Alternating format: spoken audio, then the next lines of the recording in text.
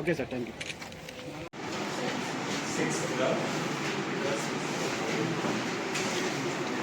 Extra classes అవుతున్నాయా? Evening ఎప్పటి వరకు చెప్తున్నారు?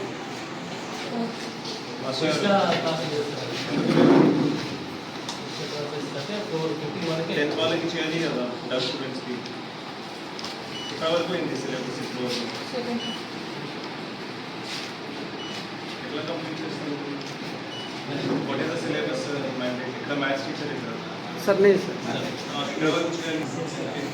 ఇప్పుడు వరకు సిలబస్ ఎప్పుడు కంప్లీట్ చేస్తారు? ఫుల్ సిలబస్ డిసెంబర్ వరకు అయితే 5 months మొత్తం కంప్లీట్ చేసేస్తారా?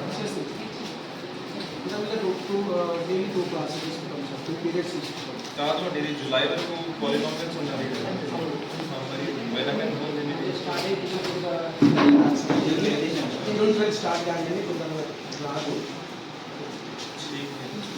మన ప్రాబ్లం ఉన్నాయా ఏమైనా సబ్జెక్ట్లో మీ ఫ్రెండ్స్కి? మీకు వచ్చింది కదా, 1 పేరు వచ్చింది కదా, బుక్స్ అన్నీ వచ్చినాయా? ఫుడ్ ఎట్లా ఉంది? బాగాలేదు కదా, ఉపకారం లేదు అసలు, మంచిగానే ఉందా? What else? ఇంకా వర్క్ బుక్స్ అన్నీ వచ్చినాయా? ఇంగ్లీష్ రాలేదు కదా, ఎట్లా ఉంది చదువు ఇప్పుడు?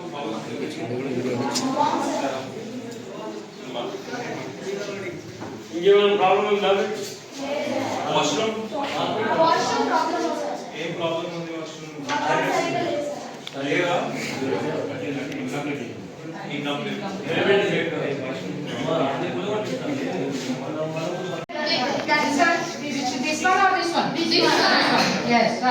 బుక్స్ అన్ని వచ్చినాయా?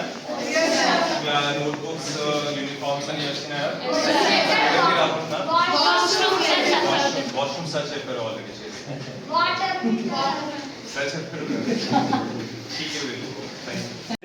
పరిశుభ్రంగా ఉంటుంది. రేపు పొద్దుగల రాబోయే రోజుల్లో మరి వర్షాకాలం వాతావరణం దెబ్బతినకుండా ఉంటుంది కాబట్టి చెట్లు నాటితేనే మనకు గాలి వస్తుంది.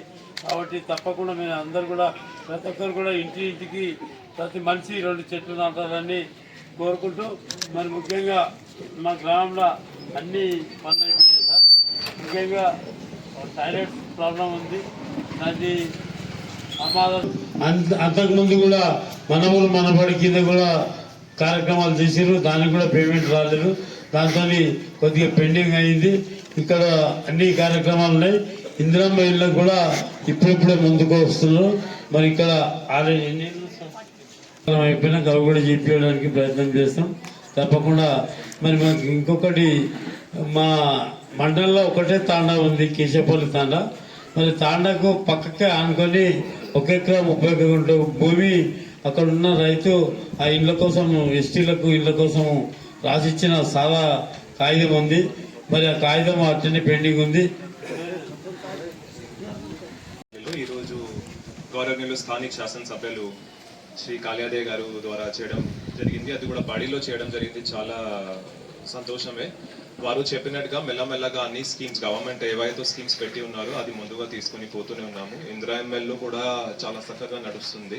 So poorest of the poorest మనకి కూడా గవర్నమెంట్ నుంచి ఏం వచ్చింది, సొసైటీలో మన సమాజంలో ఎవరైనా నిరుపేదలు ఎవరైనా ఉంటే వారికి ఫస్ట్ ప్రయారిటీలో ఫస్ట్ ఫేజ్లో అంటే ఫేజ్ వారీగా వస్తూ ఉంటాయి. ప్రతి ఇయర్కి 3500 ఇల్లు. సో ఫస్ట్ ఫేజ్లో అయితే నిరుపేదలు ఎవరు ఉన్నారో మన దగ్గర వాళ్ళ దగ్గర ఎవరి దగ్గర స్థానం ఉంది, ఇల్లు స్థలాలు ఉన్నాయి, వాళ్ళకి ఇవ్వడం జరిగింది. అది కూడా ఇందిరమ్మల్లు కమిటీ ద్వారా ఇవ్వడం జరిగింది. సో ఆ ప్రకారం మొత్తం డిస్ట్రిక్ట్ చూస్తే 12,000 ఇల్లు ఇప్పుడు ఆల్మోస్ట్ శాంక్షన్ అయినాయి. దాంట్లో 9,000 ఇల్లు గ్రౌండ్ కూడా అవ్వడం జరిగింది జిల్లా వారీగా చూస్తే. సో మెల్లమెల్లగా అదే తీసుకొని పోతున్నారు. కానీ ఇప్పుడు ఈ మధ్యలో వర్షం కొద్దిగా ముందు వచ్చింది. ఈసారి మన దగ్గర 15-20 రోజులు ముందు వచ్చింది కాబట్టి గ్రౌండింగ్ అప్పుడు కొంతమంది ఎవరు ఇల్లు తీసి కట్టాలి అయితే అవి స్లోగా నడుస్తున్నాయి, రిమైనింగ్ బాగానే నడుస్తున్నాయి. రెవెన్యూ సదస్సులు కూడా పెట్టడం జరిగింది. వేరే జిల్లాలతోటి చూస్తే ఖమ్మం, భద్రాద్రి, వారంగల్ అలాగా జిల్లా చూస్తే మన జిల్లాలో మాత్రమే 10,000 అప్లికేషన్స్ వచ్చినాయి రెవెన్యూ సదస్సుల ద్వారా. అవి రెగ్యులర్గా మీ సేవ ఇంతకుముందు ఉన్నవి భూభారతి ధర్ని అనండి అవి అప్లికేషన్స్తో పాటు ఏవి ఇంకా 10,000 ఉన్నాయి. సో అది కూడా మెల్లమెల్లగా ప్రతి week almost 500 to 1000 application dispose చేస్తూ పోతున్నాము మనము. ఇంకా ఎవరికి సమస్యలు ఉంటే కూడా రెవెన్యూ సదస్సులలో కొంతమంది ఇవ్వలేకపోయారు, మేమే అయితే వచ్చాము, ప్రతి ఊరికి రావడం జరిగింది. రెవెన్యూ విలేజ్లో ప్రత్యేకమైన రెవెన్యూ సదస్సులు ఏర్పాటు చేయడం జరిగింది. ఒకవేళ మిగిలిపోతే కూడా మాది కాలేదు ఇది కాలేదు ఉంటే మీరు మళ్ళీ ఎంఆర్ఓ ఆఫీస్కి పోయి మీ దరఖాస్తు ఇవ్వగలరు అని మనవి చేస్తున్నాము.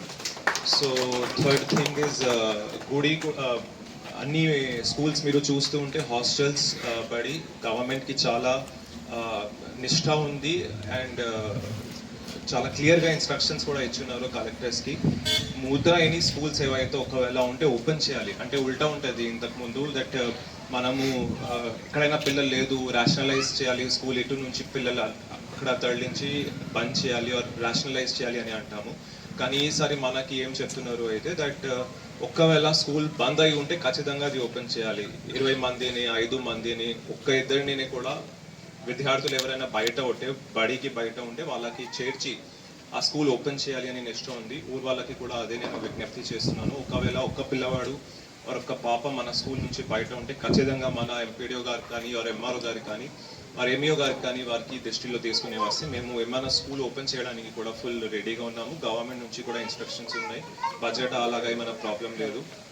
టెంపరీ స్కూల్స్ పెట్టుకోవడానికి కూడా మనకి ఇన్స్ట్రక్షన్స్ ఉన్నాయి. ఖచ్చితంగా మీరు అందరూ సహకరిస్తారు. నాకు అవకాశం ఇచ్చిన ఈరోజు పిలిచిన నాకు చాలా ధన్యవాదాలు. మీరు 2 సమస్యలు నా దృష్టికి తీసుకొని వచ్చారు. పిల్లలు కూడా చెప్పారు కొద్దిగా టాయిలెట్స్ కాడ ప్రాబ్లం ఉంది.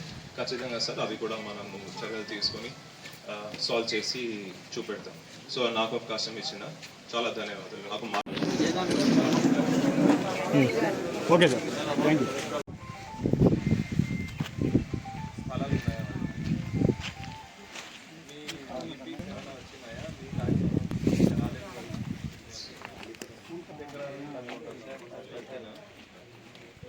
ఇంకొక బేస్మెంట్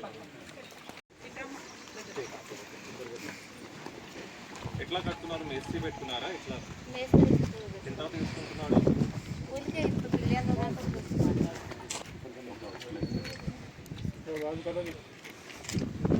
కొంచెం పెద్ద తీసుకోకూడదమ్మా, 9 ఇచ్చిన వీడియో రేట్ అయిపోతాయి.